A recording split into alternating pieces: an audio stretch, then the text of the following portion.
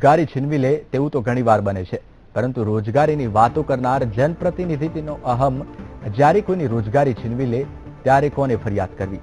Civil હોસ્પિટલમાં ફરજ પર તૈનાત એક ખાનગી સિક્યુરિટી ગાર્ડે રમણલાલ વોરાની ગાડીને યોગ્ય જગ્યાએ પાર્ક કરવાનું કહેતા અધ્યક્ષનો અહમ ગવાયો હતો. તેમણે ગાર્ડ સાથે બોલાચાલી કરી હતી.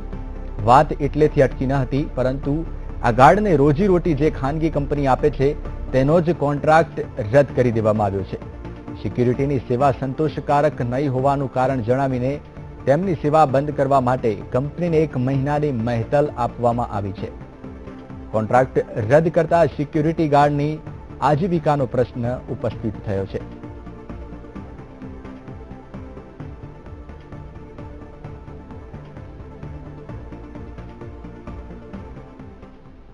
ઓબ્ઝર્વેશનમાં લગભગ પાછલા 2.5-3 વર્ષથી છે, જેટલા સમયથી છું અહીંયા ત્યાંથી.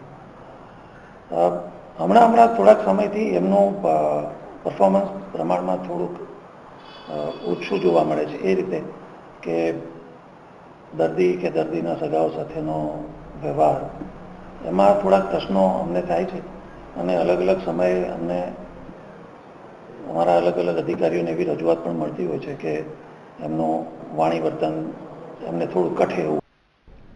તો આ અંગે વધુ માહિતી આપશે અમારા સંવાદદાતા મેહુલ દેસાઈ.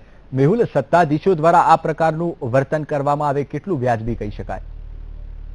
ચોક્કસથી જયેશ, ખાસ કરીને વાત કરવામાં આવે તો ગત શનિવારની વાત છે, જ્યારે જે અધ્યક્ષ છે તેઓ ખાનગી કારમાં તેમના પુત્રની સાથે ગયા હતા સિવિલ હોસ્પિટલ, જ્યાં જે એમ્બ્યુલન્સ મૂકવાની જગ્યાએ ત્યાં કરીને જે કાર પાર્ક થઈ હતી અને તે સંદર્ભે ગાર્ડે કહ્યું હતું કે કાકા કાર અહીં પાર્ક ન કરો, જેને લઈને તેઓ ઉશ્કેરાયા હતા. જે ગાર્ડની જે આ ઘટના સમગ્ર બની છે, તેને લઈને ગાર્ડને ફરજ પરથી દૂર કરવામાં આવ્યો હતો. ત્યારે જે મળતી માહિતી પ્રમાણે જે સિક્યુરિટી એજન્સી છે તેને પણ 1 મહિનાનો સમય આપી દેવામાં આવ્યો છે. તેનો જે કોન્ટ્રાક્ટ છે તે પણ રદ કરી દેવામાં આવ્યો છે અને 1 મહિનાની નોટિસ પણ આપી દેવામાં આવી છે. 90 જેટલા જે ગાર્ડ છે આ સિક્યુરિટી કંપનીના કામ કરી રહ્યા છે સિવિલ ખાતે, જેની આજીવિકા ઉપર પણ પ્રશ્ન ઉભો થયો છે.